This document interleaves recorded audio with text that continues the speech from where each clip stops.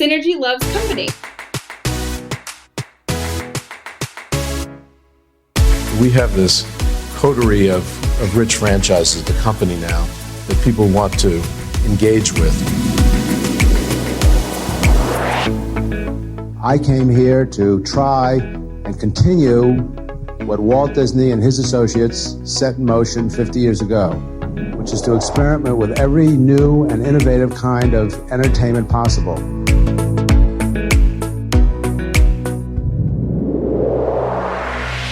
It's what they hope to do here, to really develop something that, just more than an entertainment enterprise. It's something that contributes in many other ways.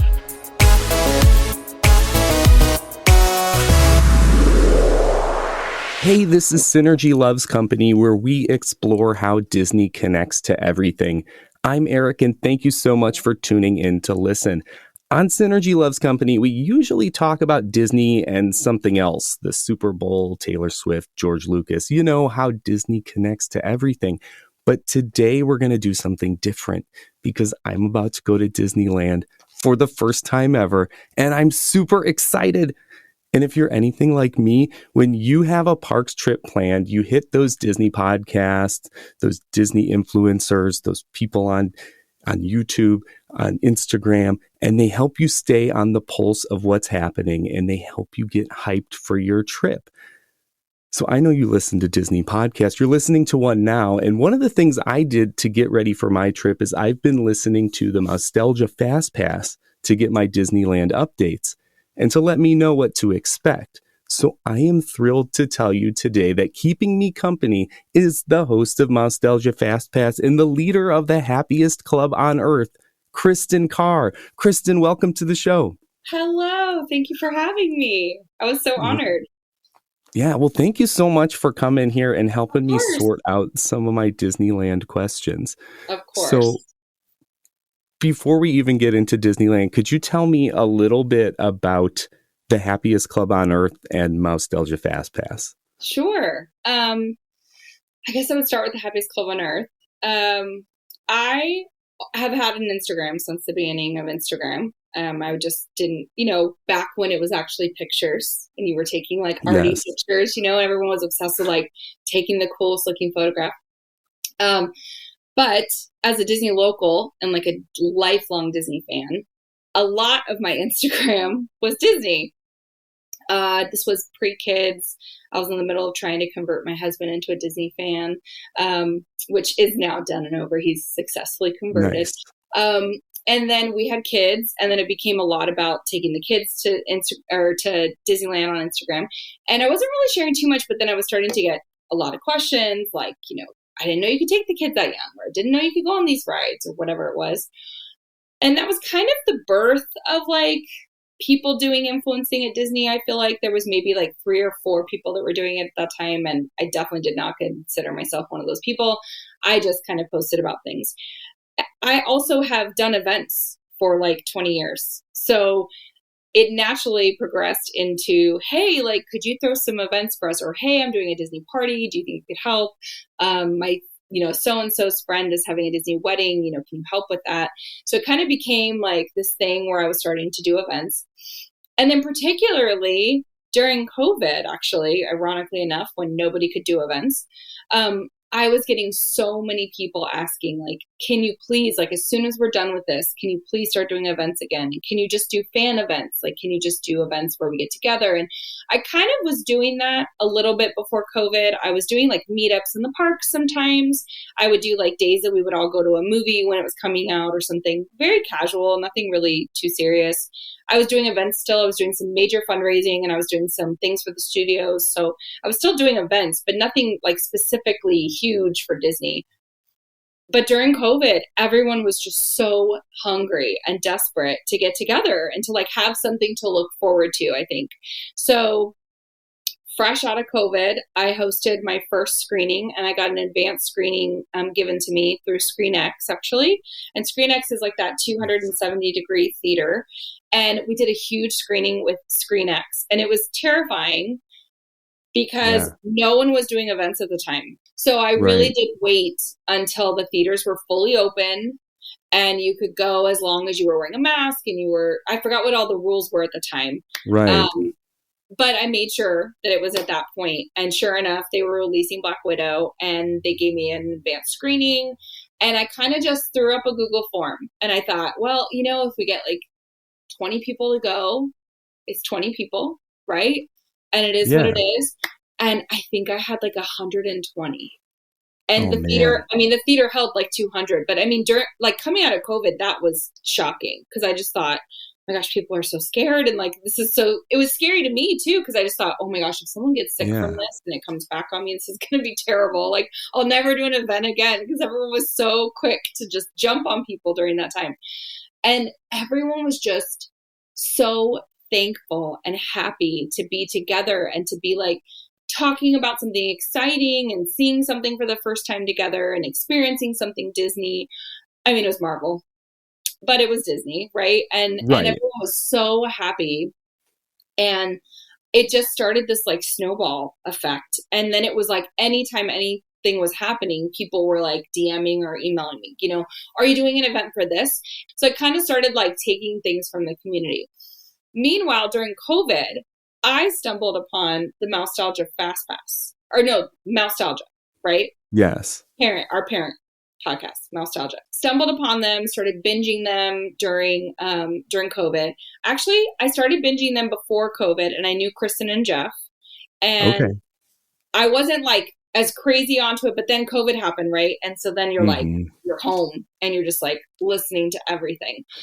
And I was listening to Moustalgia like crazy. I think I had been a guest a couple of times where like they would say, they would ask me, hey, if you go to this after dark, or I think I went to 80s night and they said, could you report on it? Like next week, if we have you on, can you come on for like 10 or 15 minutes and kind of tell us a little bit about it? I did that. During COVID, they were still doing stuff. So I would go on as a guest sometimes and talk about things, especially when Downtown Disney opened and you could kind of walk around Downtown Disney and then that whole progression coming out of the pandemic. As we came out of the pandemic and the parks were talking about opening again, Jeff and Kristen said, we really need a news portion because we really are more about the history of Disney and kind of connecting those things and having guests. We really need the news again because we get people asking us all the time, we're listening on our way down. Can you tell us what's happening in the parks this week or next week?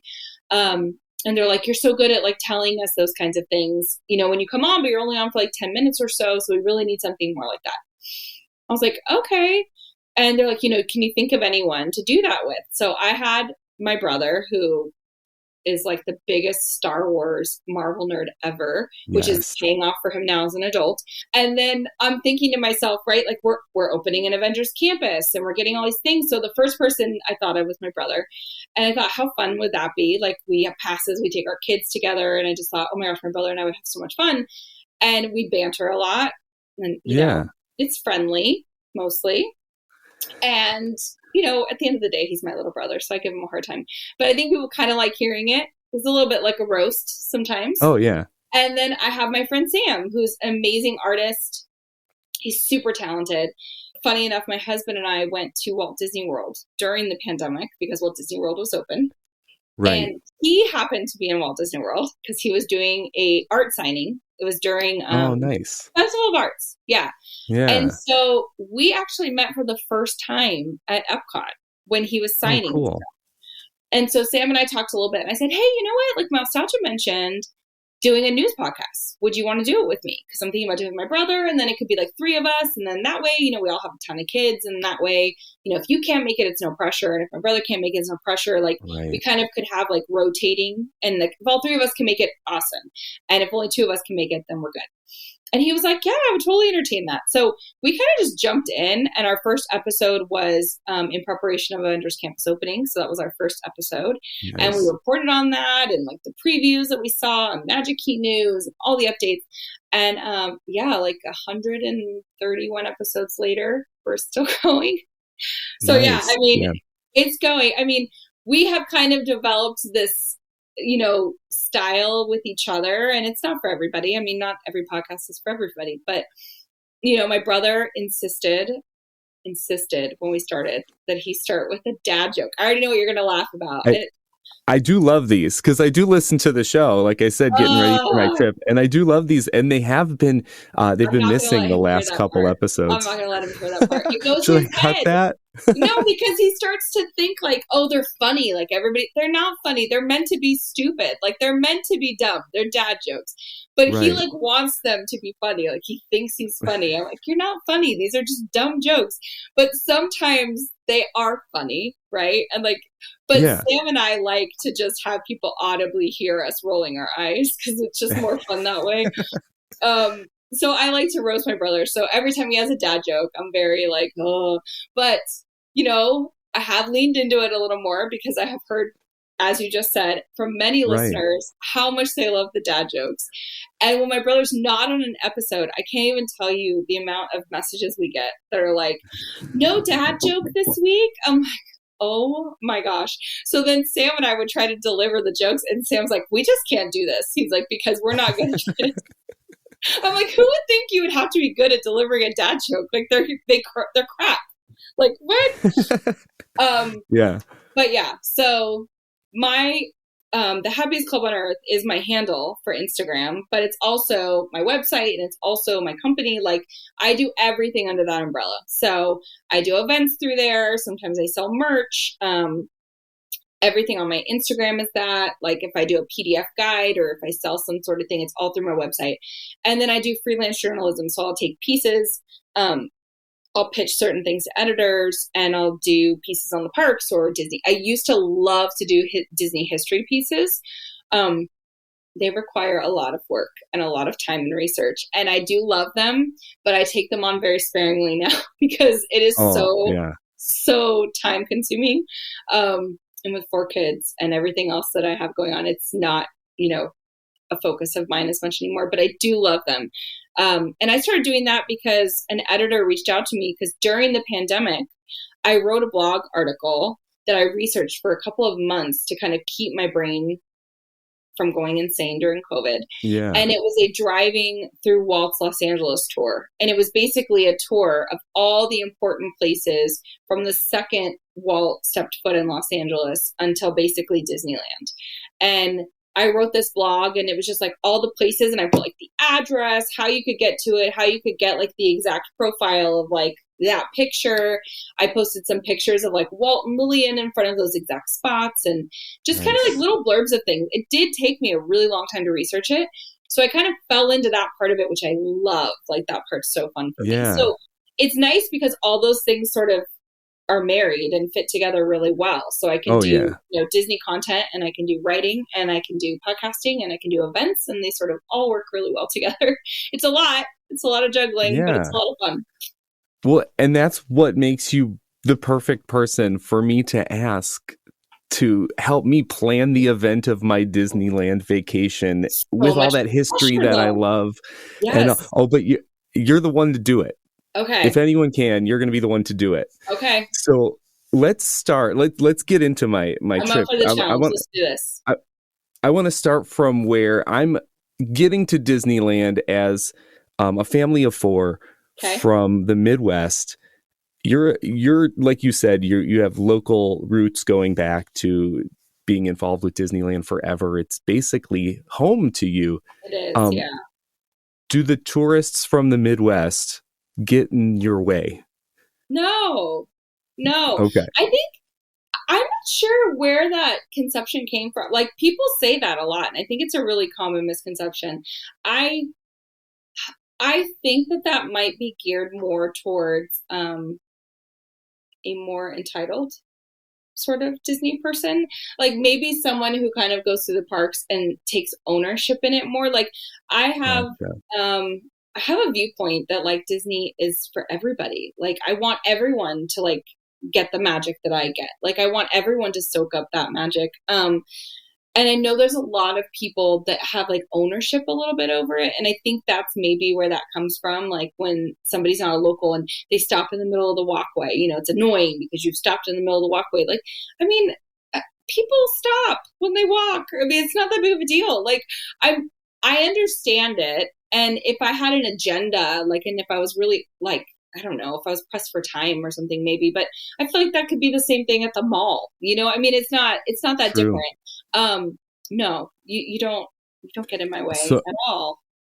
okay. No, I tend to be the person really annoyingly in my family and in my friends sometimes that will literally stop. And like, if I see a family like you with a map open, I'm like usually the person that's like, can I help you find something? Like, are you looking for something? Because I'm like, I could Nice. probably find it for you in 2 seconds or tell you in 2 seconds. And it's going to take you like 20 minutes to figure out where you are, where Yeah. you're going. So yeah, I want everyone to enjoy it. Nice. Well, that I'm glad that there are those Disney locals out there that have that outlook, because I might be the guy with the map. I've been looking at my maps because I am kind of a map nerd. But still, it's going to be different when I'm in this space, right? Okay, have you been to Disney World? I have been to Disney World quite a few times. Okay, so right off the bat, it'll be easier to navigate because it's smaller, so you won't have as much trouble. And if you go one way, you're not going to be like, oh, it's 3 miles to get back to the right way. I mean, so you have that going for you. Right.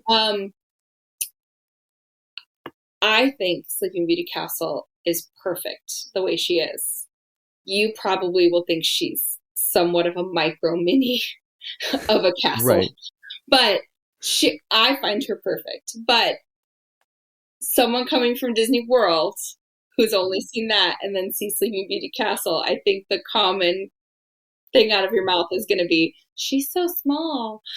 Because she is. She's smaller. She's dainty. Yeah, I mean, I'm not Philander, if you know Philander Butler, he's a friend of mine, and he lectures me often and tells me that I am too much of a Disney purist and that I get very hung up on things staying the same. I do, and I'm thankful for friends like him that kind of pull me back and tell me like, hey, Walt would never be okay with things staying the same. And I'm like, okay, like, agreed. But I do get a little caught up on things like the nostalgia of it. Like we were talking a little bit before we started recording. Like, right.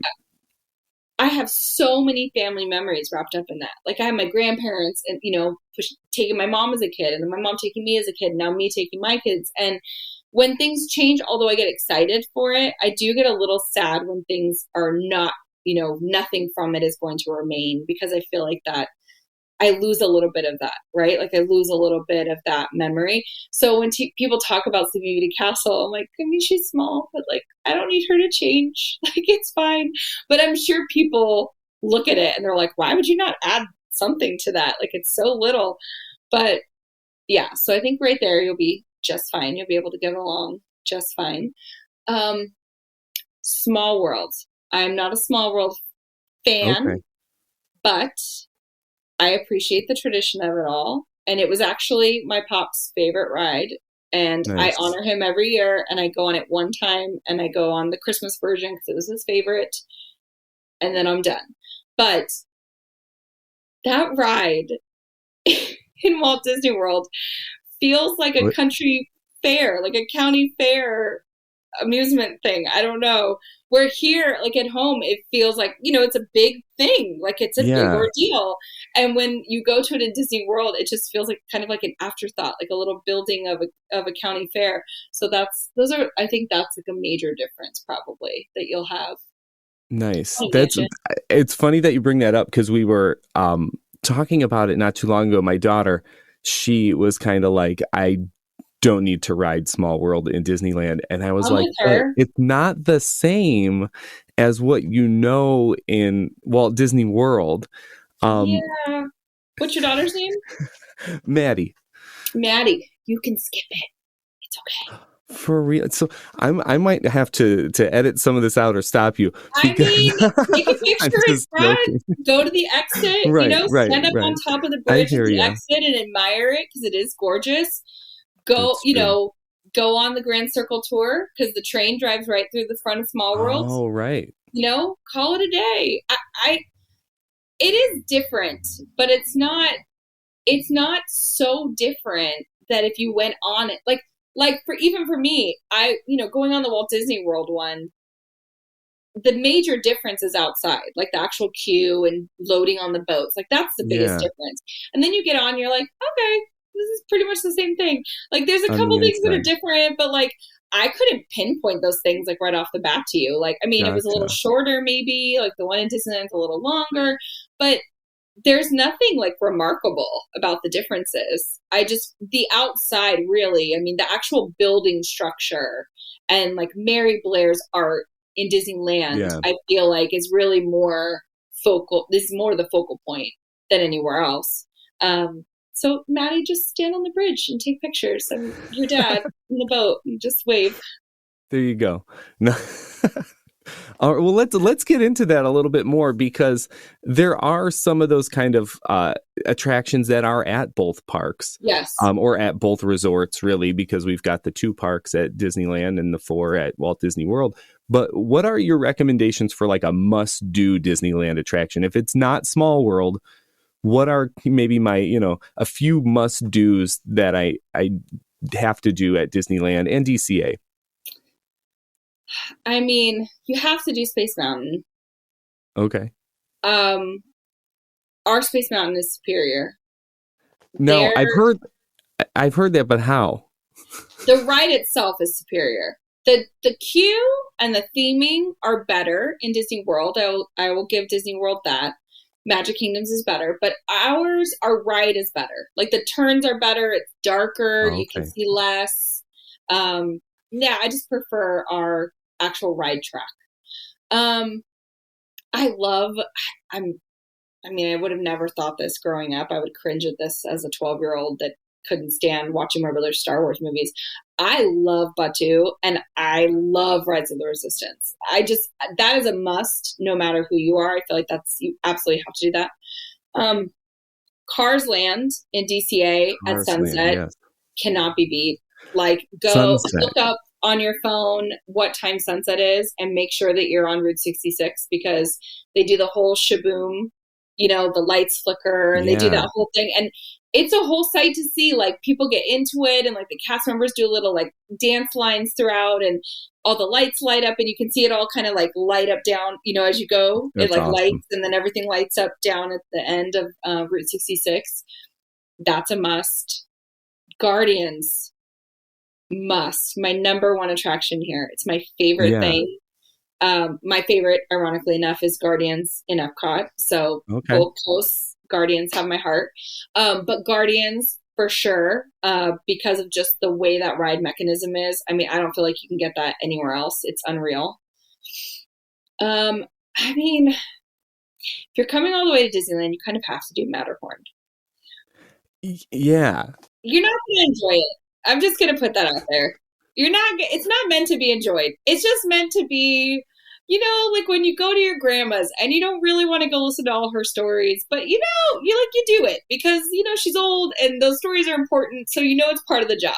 Like, you go to Disneyland, it's part of the job. You got to go on there and you got to, appreciate what the Imagineers did and how hard Bob Gurr worked. And, you have to do it. It's not going to be fun. It's not going to be comfortable. I don't know what to tell you. I have this because I'm such a Disney history, all of it fan. You mentioned Bob Gurr. Bob Gurr sometimes has popped up more often than not on this show sometimes. But for real, I want to ride them. I'm like the only one who really wants to ride the Matterhorn out of my family. So if you're gonna do it, I prefer it at night. Because I find it I find it fun at night because I have this I'm not afraid of anything. Like, I love all rides. I'm open to everything. Like, nothing freaks me out. I don't get motion sickness. Like, you want to ride Guardians 12 times? Like, let's do it. I'm in. Like, I don't care. But I have a very irrational fear of the Yeti. I don't know why. Like, I'm a grown woman. I'm not sure what my problem is. I literally believe every time I can't even tell you the amount of times I rode the Matterhorn. Hundreds. I literally believe in my heart that he is going to grab me every single time. And it's just it's like seeing a scary movie. Like, it's so fun because the thrill and the adrenaline. I will ride Matterhorn just for that, and I will take the beating all the other places Nice. of the ride. But I love like the hairpin turns when the Yeti's like around that corner. Like that's fun. Nice. So see, I'm excited for it, and I everyone says it's Bring I'm going to hurt my ibuprofen. back, my Bring legs. some It's all ibuprofen. You could bring like some hot okay. packs. Yeah, There we'll we be good. go. Yeah, we just like prepare for. Actually, too. Now Yeah. that you say that, the end of the night's not a bad idea. Like later in the evening. I like the end of the night. You know why? Because you probably went to DCA and had a drink or two, and you're a little loose. Right. You know, you get And then on there, and you're probably not as stiff holding on. Like you can kind of just like bounce around a little bit. I mean, you know, it's a little better. I like that idea. Not so harsh. I keep forgetting you don't have to go to DCA to drink anymore. Technically, you could just be in Disneyland now. Yeah, certain spots still though, right? Yes. Certain spots. Well, so ever since Batu opened in Disneyland, you could drink in Ogas, but you can't take it out of Ogas. So you drink in Ogas, have your two drinks, move on. Now you can drink Riverboat Terrace, Cafe Orleans. You can always drink at the club, but I don't know if that's in the cards for you. No. Okay. Sorry. No, that's all right. You can drink at the club. You can drink at Cafe Orleans. You can drink at Blue Bayou Restaurant now. Kind of almost any sit-down restaurant for the most part. Carnation has an amazing margarita. I'm a margarita snob, and I will tell you that I was really very happy about the margarita that they offered at Carnation. We do have a reservation at Carnation already. Okay, so I do know we do have the one there. Margarita. Yes, you need that margarita. Right. It's a very generous margarita. Awesome. So then after that reservation, then we go to Matterhorn. Yeah. Got See, it. you'll be fine. Itinerary like, right here. It didn't hurt my back at all. Exactly. You start with that margarita at Carnation, then we're good.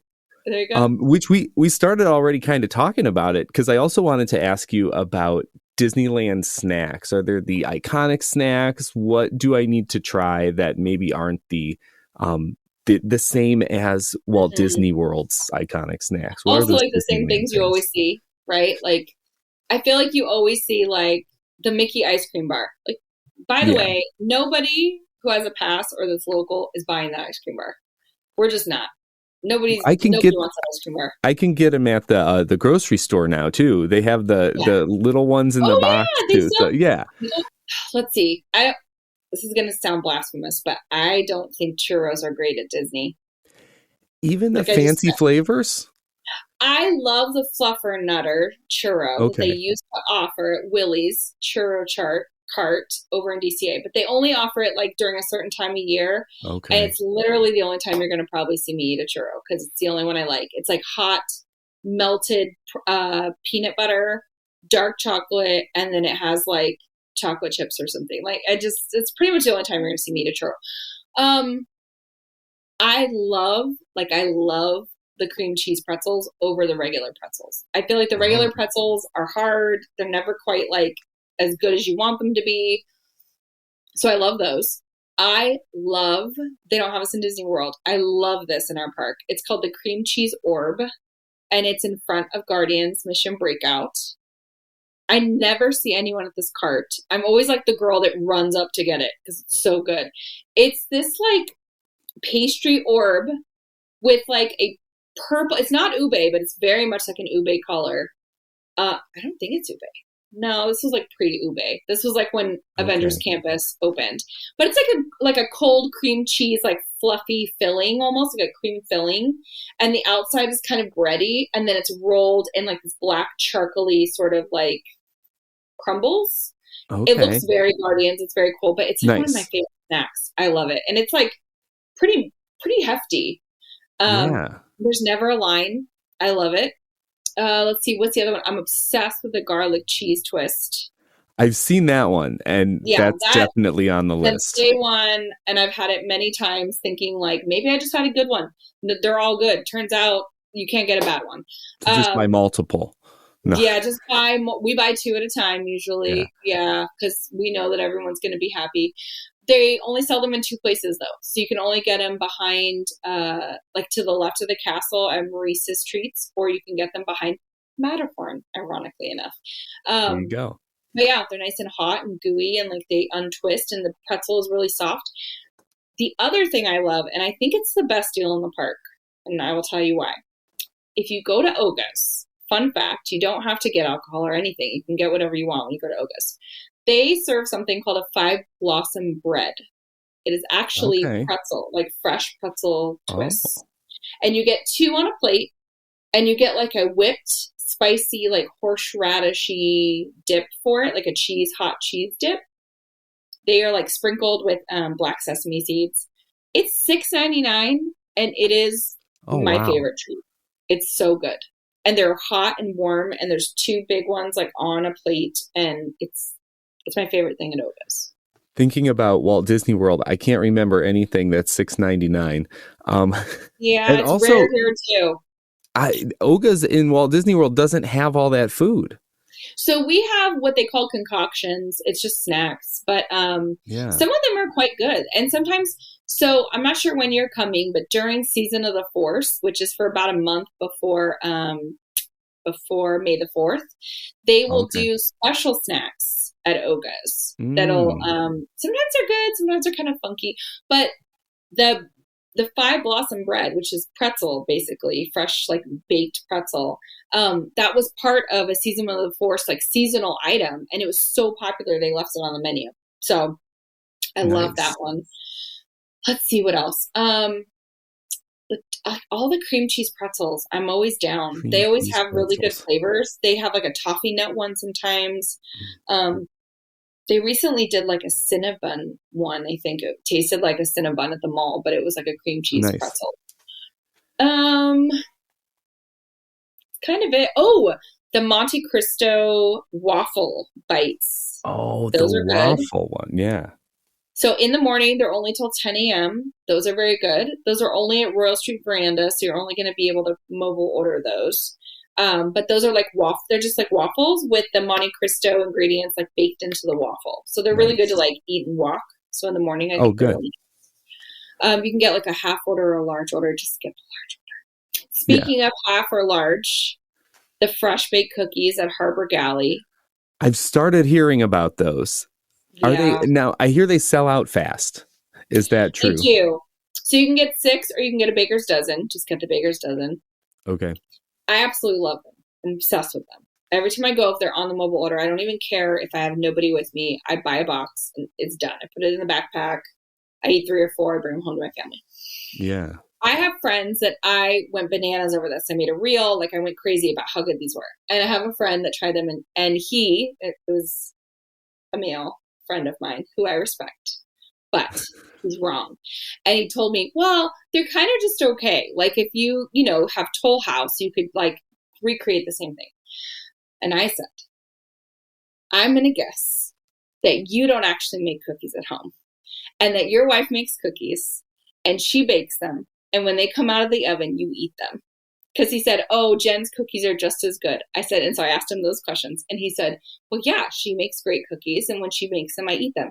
Like, that's why you don't care. Because I'm the one doing the baking. I'm the one making the cookies. I'm the one taking them out of the oven. And everyone swarms and eats all the warm cookies. And I'm still there making the rest of the cookie batch and then cleaning the dishes. And then I'm eating the cookies. I didn't have to clean this. I didn't have to bake them. And I got them and they were hot and fresh and gooey and I can walk away. Like I paid for them. They're amazing. I walked away. So they taste better to me. Right. But they are very good. They are very good.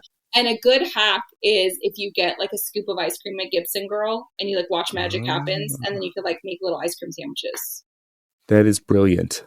Yeah, because the cookies at Gibson Girl are not good. So don't so you got to go around, gather ingredients. And then, and if you get the ones from Harbor Galley, they can kind of sit in the box and they're still really gooey throughout the day. So if you were going to like watch Magic Happens, you could mobile order a scoop or 2 of your favorite ice cream and go sit, like get a little setup for Magic Happens and then put your little cookies and your ice cream together. Nice. It's good. No, that's there's a lot of things I had to make note of and write down because some of that stuff I had heard about but didn't know if it was worth the hype, and some of it I hadn't even heard I think about. Nobody talks about that. It's always the treat that I feel like nobody talks about. The other thing is like for food, there's a food truck in Hollywoodland that it has started to become known for its burritos, and it changes them out fairly quickly. So I'd say every like month or so you get a new burrito, but they pretty much are solid with their burritos. So whatever that burrito is, if it sounds relatively good to you, it's probably going to be decent. Like they had a chili relleno burrito at one point that I think we got like, I mean, I don't want to admit this, but probably 5 or 6 times because we were like, not at the same time though. It was across. Yeah. So you could admit that. That's okay. I shouldn't. I could. But I would say no, like my husband and I were like almost every time we went, we were like, we're getting that chili relleno burrito. Yeah. If it's good. Their burritos are pretty legit. Nice. Yeah, not to make this whole episode about food, but I'm going to still talk about food because DCA has its food and wine festival going on, and we're going to be there during it. Now, we're big fans of the Epcot Food and Wine Festival. We've gone, but I kind of want to know what to expect because we do love Epcot's food and wine. We're going during DCA's. How do those two compare? So I love and admire Epcot's food festivals. I wish we were that caliber. We are not. We're good. But I don't think we're as adventurous or as, we miss the mark a lot. And I don't know if that's because we're newer to it, maybe. But Epcot they have the formula down. We go during the food festivals all the time, and I feel like I'm rarely disappointed. Like there's some really, really good options. I think also you get into the same conversation, right? Of like size. Disneyland's so much smaller than Epcot. Obviously DCA is nowhere close to the size of Epcot. Also some of the theming, right? Like Epcot really relies heavily on the countries. So they take like Germany and then they take, greatest flavors in Germany and they come up with something really cool for that cart. So it's a little different in that way. DCA's food festivals have some really good items. Like I am a stan for the chili relleno empanada. Hands down, my favorite snack during the Food and Wine Festival. We have some pretty solid mac and cheeses. I would say like the carbonara mac and cheese is really good. I think there's a barbecue pulled pork that's fairly good. Nice. Our stuff tends to be a little on the heavier side. Like it feels kind of like the America Pavilion in Epcot. Trying to think what else. We tried to do your cheeseburger bao bun that was in Epcot or Disney World. We just it's sad. Didn't work. We missed the mark. Yeah, I don't know what we're doing wrong, but it's not the same. Let's see. There's some cool like meatless options. Like if you don't eat meat, there's some decent options here. I feel like that's more of a California thing probably. So there's some interesting options for that. There was a Baja fish taco that's not fish, but nice. My husband and I ate it and I told him afterwards that it wasn't fish and he was like, oh, like I think it really like it faked him out pretty good. So that was a good option if you're looking for that. The drinks are usually pretty good. So there's that going for them. They always have a couple weird ones. Like there's always a couple pretty strange.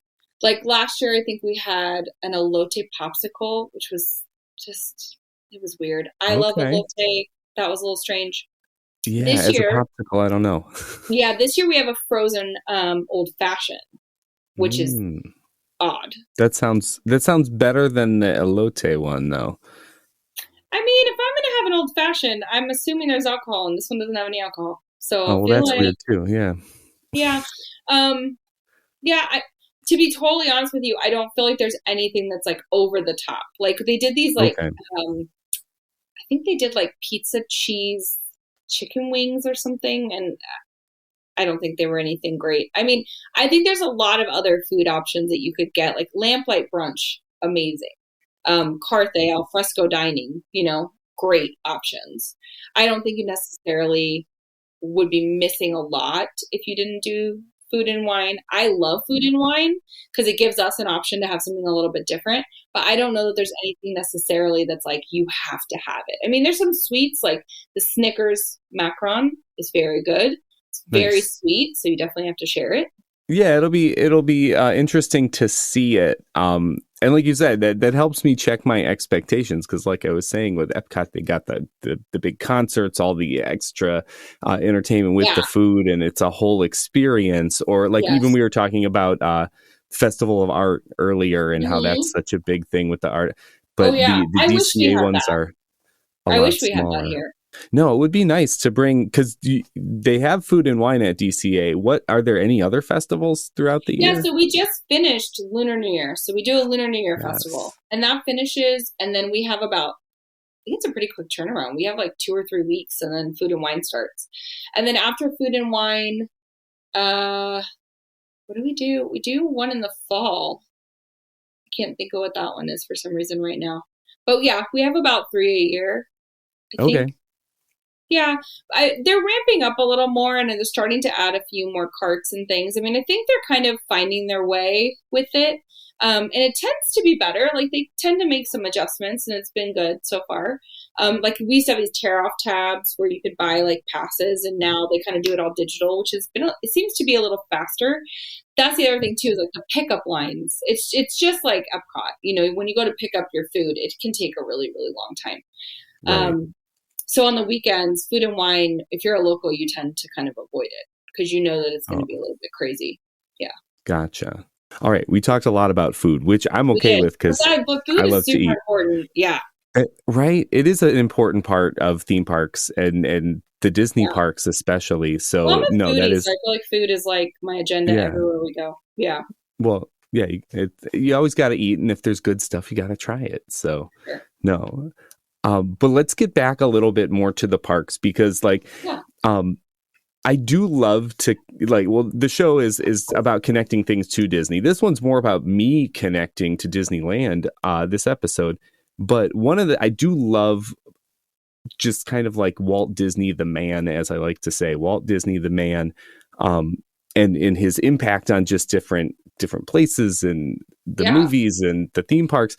Where are those touches of Walt that maybe are a little off the beaten path inside I mean, I guess it would mostly be Disneyland because DCA was a parking lot when he was around. Well, okay. So the interesting thing about that is DCA 1.0 was very Yes. much detached from Walt, right? Like I didn't feel Walt in that park. There was no mention of Walt. There was no feeling of Walt anywhere. It was very much sort of its own park, and they were trying to do all these different things. When they reimagined DCA into what it is now, we have Buena Vista Street, which is essentially, you know, where Disney landed in LA. And it's really supposed to feel like the streets of Los Feliz and all these different apartments. And you kind of have these window dressings that are very, very similar to Main Street. And you have a lot of the Imagineers or people that have helped over the years with their mentions all along Buena Vista Street.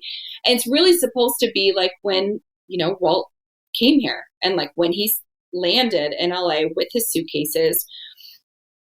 That part I love about DCA. Okay. I love that Carthay pays a huge tribute, right? Because that's the building that Snow White was premiered in. Right. Carthay Circle, it's so beautiful. And they have these old timey, you know, you have the trolley, and you have some characters that are supposed to be kind of like throwback nostalgia to that period of time, which is really nice. You have older cars that drive by and they kind of have like singers and performers that have that feeling to it. Very old Hollywood. And you have a Hyperion that feels very much, you know, like that old Hollywood feel. And Carthay, like, even if you don't have a reservation, walk in there and ask them to walk around a little bit because there is beautiful art and photographs everywhere. I mean, you just missed it, but they have the Oscars from Snow White on display before the Oscars every year. So every year, nice. The Oscar, I think every year, I'm assuming it's been going on for a while, a couple of years, but they put the Oscars on display. So if you know, they gave him 7 little Oscars and then the Oscar for Snow White. So it's all the little 7 dwarfs, but they have it on display and they have like a security guard that stands there full time, but you can see that like in Carthay, beautiful pictures, beautiful history. I mean, they did a really, really good job trying to tie Walt in to DCA. And I think they did a really good job with that when they reimagined that. In Disney, there's just so many things. I mean, for me, Small World really like that nostalgia and knowing how much time and energy and, the history of moving that from the World's Fair and kind of all of that stuff for Small World is really, really amazing. Fantasyland. Like if you walk through Fantasyland, like Walt's hand is everywhere there, right? Like that, his kids on Dumbo and him standing on the carousel. Like there are so many parts to Fantasyland that you walk through and you really kind of feel transported. I mean, there's a lot of parts of Fantasyland that you feel like that. The Tiki Room. I feel like the Tiki Room is very kind of rarely talked about when you talk about Walt, but I have a photograph. It's behind where we are right now, but I have a photograph of Walt in black and white when he's in the Tiki Room, when he's kind of like looking up at all the birds. And I love that photograph. And I love the story, when you hear him talk about that with the Imagineers and, they had this idea to do a restaurant with tiki birds and, that's how it developed, right? From him talking about that and him saying, if you did that, all the birds would poop on the food. Like, you can't do that. And then it developed into this big thing, right? Like, well, we're going to have birds. It's going to be like a menagerie and they're going to sing songs. And that's really neat. I love that part. All the little alcoves in Main Street are so fun. I feel like there's a little spot where you go behind Starbucks and it's an alcove that goes back and there's the lockers and there's just so many things back there. And if you listen, you can hear there's like sounds from the dentist upstairs. And I forget which Imagineer that's dedicated to. One's for iWorks, for his whole family. But there's just so many things. I mean, you go into Lincoln Theater and there's so many things in, Great Moments with Mr. Lincoln and you walk through there and, I don't feel like people talk about this a lot, but when you exit Great Moments with Mr. Lincoln, there is this beautiful wall of dedicated photographs of Walt with these amazing, dignitaries and people that have visited Disneyland over the years. I mean, everything you could think of, from some of like the biggest celebrities of the world to like, a photograph of Martin Luther King and like why that's there. And there's a lot of history there. That I don't think people talk about very often. And I think that that's maybe part of that, part of that entire thing. But Walt's apartment, I tell people this all the time, but if the Walt's, I forget what they're calling it now. I think now it's called the Main Street Story Tour. They've kind of called it different things over the years, but it is absolutely worth whatever it is they're charging now. I think it's up to like $145 for the tour. It's couple hours long, but you get to go in Walt's apartment and you get to see, like they would have their grandkids over to spend the night. Right. And, the phone that Walt would answer the phone, when there was a problem and they would know he was there and they would call him. There's just so many details. And I think there's a lot of things that people probably miss because they're just in like the rush, right? Of like getting to the attraction, getting to the next thing, getting food. But there's just so many things to see. There's so many things to soak up. The castle, lots of stuff like the family crest on the castle. That's so neat. Right.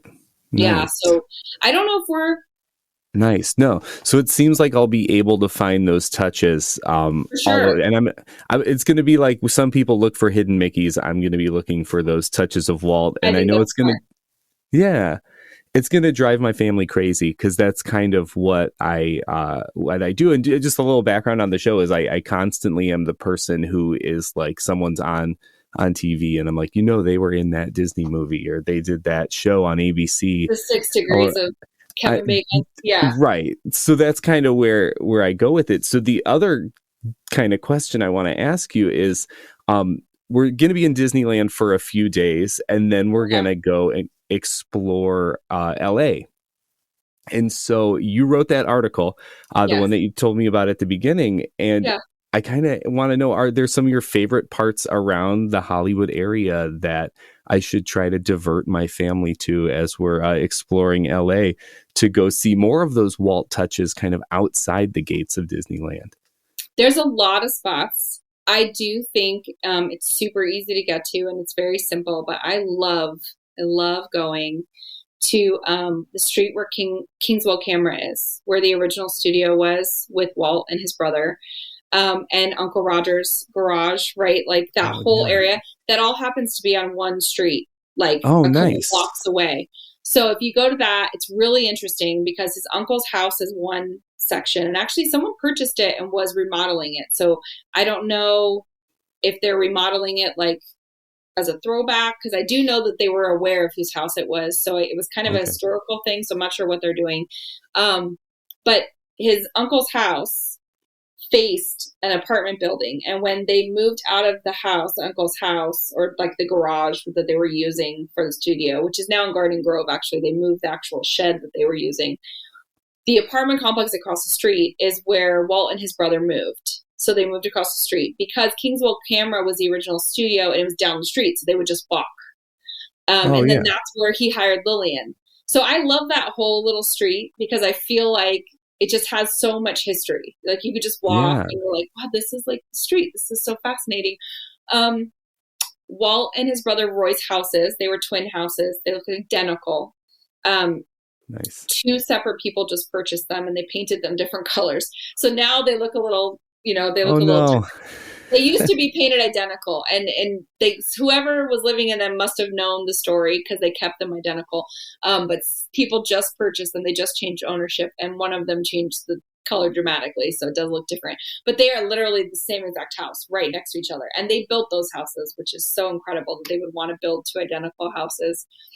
The other house is owned by a director now, like the big Carolwood estate, obviously. You can't even really see it from the street. So that's not really worth going to. The spot that was the original studio was torn down and now it's a Gilson's grocery store. It does have a landmark, like on a light pole, but it's really poorly taken care of and it's kind of depressing when you see it. So skip that. Yeah. But if you go to like Hollywood Boulevard, if you're brave enough, there's tons of stars. You can see Walt's star, you can see all sorts, and they're all kind of in the same general area. And I always put like on my tour on the blog too, I always put like, it's really fun because you could go to the theater, like the El Capitan Theater has the Ghirardelli ice cream shop next to it, and they have a big Disney store. So that's kind of fun to go to. And you walk about 4 or 5 blocks, and it's the giant Funko store. So you can kind of go and see Funko installations. That's kind of like a nice little spot to check out. My favorite, and this might sound kind of strange, but my favorite thing that actually kind of shocked me was the Forest Lawn Memorial that they have. It's where Walt's buried. It's where his daughter is. It's where Lillian is also. Diane Dizzy Miller's not there, but she has like a little dedication thing there. But Sharon Disney's there, and him and Lillian. And it's off the beaten path. I mean, you would never really, I explain where it is in the blog because it was really hard. That was the hardest part of my research because nobody wants to tell you where it is. And I totally understand it. And I really stressed in my blog, like, please be respectful. Like, these are people's loved ones, right? Like, they are so cherished and so loved. And it's kind of off to the side, and they have their own little garden area, like with a gate and everything and a little statue, and they have it on the wall. And it's just, I don't know why, but it was like very beautiful to be able to see that in person, and just that it was very simple, but that you could tell like it feels a little bit like Disneyland, like it has that feeling and kind of the landscaping of this little area. But also I've been there multiple times and I've kind of been blown away by the things people have left. So obviously I'm not the only person that knows. Lots of people know. And there's little trinkets always, every time I go. There's really meaningful things, sometimes little coins, and I never touch anything, but it's fascinating to look because it's so interesting to see like how much this person touched some people's lives, even 100 years later. Griffith Park, because that's obviously, one of the conversations that Walt always talks about, watching his girls on the carousel there. And that carousel's still there. Nice. Yeah, and you can kind of go and see it. It's really interesting. It's a very, very old carousel, but it is still there. The bench is not there anymore. It's actually at Disneyland. But they moved it, yeah. Yeah, nice. But if you're here on a weekend, I know once a month on a Sunday, the Carolwood Barn Association, it's a nonprofit. They're in Griffith Park. And they actually have Walt's barn. So they transported the entire barn from the Carolwood estate. And they have like book signings and they do all sorts of cool stuff there. So, and you can actually see like the little mini trains that he used to have on the property. Oh, very have cool. a running, working one and you can ride on it. And it's free. Nice. You don't have to pay. And they have some really cool things to see on display, some really cool train cars. And it's interesting. So yeah, if you're looking for something else to do, I'd say that's a really good place to do. No, you gave me a lot of good things, and some that I definitely like. I was somewhat aware of some of them, and then some I hadn't even considered. So that no, I'm excited for that list of things. And that's one of those things where like I am often told that I can't make the whole trip about Disney, but I'm sure gonna try. No. I mean, there's some restaurants you could go to, like the Tam O'Shanter. Like, you know, who Right. doesn't want to go there? You don't have to tell anybody that's for him. You could just be like, I heard there's this really cool Hollywood restaurant to go to. They'll figure it out when we get in That's there, good, and too. it's like no. You're But like, yes, oh, no. how interesting. There's a table here that the Imagineers used to sit at with Walt. Would Who you would look have at known? that? They would be like, you would have known. Why did you bring us here? No. It's good But food. yes. Just distract them with the food. There you go. Well, yeah, no, I've got a lot of things now on my list, so I'm so glad we had this conversation. So much good stuff, so much cool things, so much good stuff to eat. I'm ready for Yes. the Matterhorn now, and I have all of those places around LA and Disneyland that I'm going to look for Walt. So thank you so much, Kristen, for joining me. Happy to help. Yeah, of course. So could you tell us also where we can learn more about the Happiest Club on Earth and the podcast, anything else you want to tell us about that's coming up? So the podcast comes out every Friday, and we call it Fast Pass Friday. And then you can find me on Instagram at the Happiest Club on Earth. And then you can also find me on my website, which is thehappiestclubonearth.com. And that's where I post both on Instagram and on my website, everything that has to do with my events that are coming up. So I sell tickets on there, any merch that we're doing. Sometimes we do bundles for things. But I have a huge event coming up in April that if you're a Tiki, Adventureland, Society of Explorers and Adventurers fan, you will be very excited. So it is a huge dinner. It's at Noble Ale Works, which is local to Disneyland. It has a very famous seltzer called Watch Me Whip, and it's like a melted Dole Whip in a can. It's very, very good. We're doing a fully catered dinner. It's all themed. Very Adventureland. You'll get little passports. We have a bird guy coming and huge photo installations, and an official Dole Whip company is coming to do Dole Whips. And so some of that money, some of the proceeds from that are going to go towards a Run Disney fundraising team. So that's really important to us. We love to do that kind of stuff when we can at these events. But we had a Tiki takeover there with some artists. We had Jeff Granito, Tiki Tony and Sam came, and they did some art conversation, and then they sold some art, and everybody got some art as part of that event. Nice. And it sold out very quickly, and I kind of just threw it together. So this was on the back of that, of people asking for more. So we're kind of doing a bigger and better version of it. And we're going to have some really cool things. Like Jeff is, if you buy a ticket to the dinner, you will also, among tons of other things, you will get a custom made exclusive to this event highball glass that Jeff Granito's designing for us. It's going to be really, really fun. Really and cool. Tony's making like a resin pin for everyone. There'll be prints that everybody gets. There's a huge raffle. So lots of stuff. So stay tuned for that. The tickets are going to probably go on sale at the end of the month. And they go on a pre-sale first. So if you subscribe to my Magic Mail list, which is totally free, you will be part of the club. And then if you're part of the club, you get in on all the pre-sale for events, which is usually a couple days before everybody else. And then I put everything else that's left over on like public sale, and then that's it. So it's exciting. Yeah. Well, that sounds super cool. I'm excited and for now it. I wish I was going later and I could go and join your event too, but we're not going to be there that late in April. Yes, next time we're out there, we'll have to see if you got an event going. For sure. So definitely. Thanks again for joining me. It was a lot of fun. Of course. I want to thank my guest again, Kristen Carr, for joining me. And you listening, you can find me on Instagram and Threads at Synergy Loves Company. And if you're enjoying Synergy Loves Company, there are a couple of ways you can support the show. If you feel like you're getting value from the show and you want to give some back, you could do that on Ko-fi. If you look in my show description or go to synergylovescompany.com, you'll find a link to my Ko-fi page where you can give back to the show and help it keep going. If you feel like you benefit, you can donate a couple of bucks, buy me a cup of coffee. Every little bit helps.